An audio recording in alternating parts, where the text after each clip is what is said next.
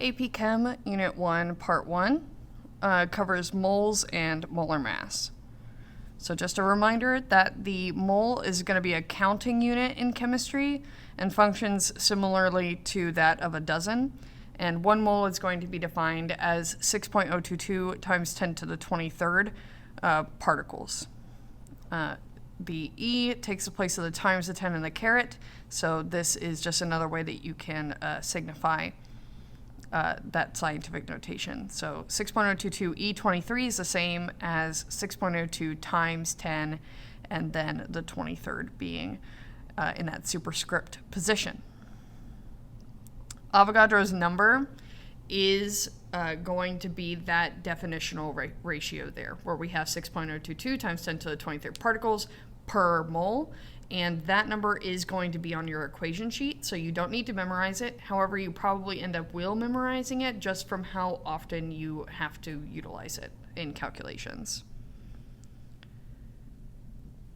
So particles is kind of just like a catch-all term for all substance types. Any substance, whether it be a covalent compound or an ionic compound or a pure element, can be just classified as particles. So that's just a catch-all term. However, each different subset does have its own term that is specialized for that specific type of compound.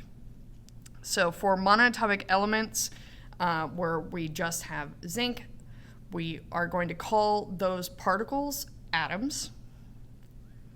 For an ionic compound, we call the group of the like most simplified form, that group of that ionic compound, a formula unit. So that would be the empirical formula of the ionic compound is going to be known as a formula unit, which can be shorthanded as Fu. For covalent compounds or diatomic elements, the word molecule is appropriate. Molecules are specifically going to be things that do have true bonds where we have an overlap of the valence shell, and those valence electrons are shared. So that word molecule is not applicable to ionic compounds or monatomic elements, but it is, again, exclusively for things where we have that overlap of the valence shell. And then individual components of ionic compounds, such as the cation, represented here by iron 2, is going to be specifically just known as the ions. Great thing about the periodic table and the definition of Avogadro's number is that the mass on the periodic table is going to be directly convertible to grams when you're talking on the scale of that of a mole. It's why the mole was defined as that many particles, that many atoms, that many molecules, etc., so that we could use the average atomic mass that we have on the periodic table just in grams once we are on the scale of a mole.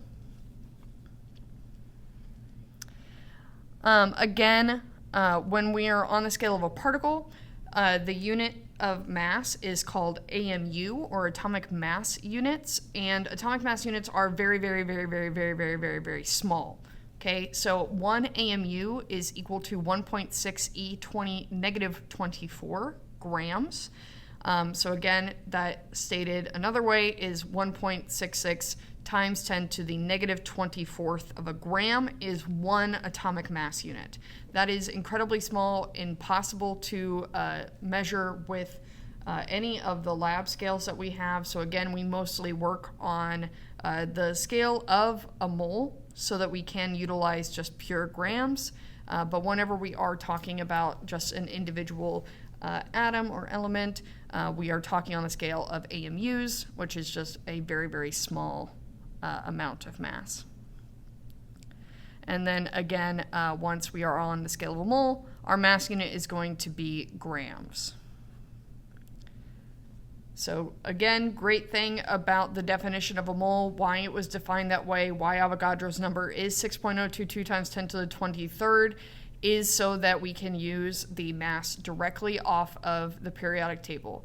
So on your AP periodic table, one atom of carbon is equal to 12.011 AMUs. And then on the scale of a mole of carbon, 1 mole of carbon is going to be equal to 12.011 grams. And that, again, is definitional. It is on purpose. It is how we found Avogadro's number in the first place. When you are dealing with a compound where you have multiple elements or atoms inside of that compound, you can determine the mass of the entire compound by adding up all of the constituent parts. If you have multiple of a specific element, you will multiply its mass by however many you have and add it together with the rest of the component masses.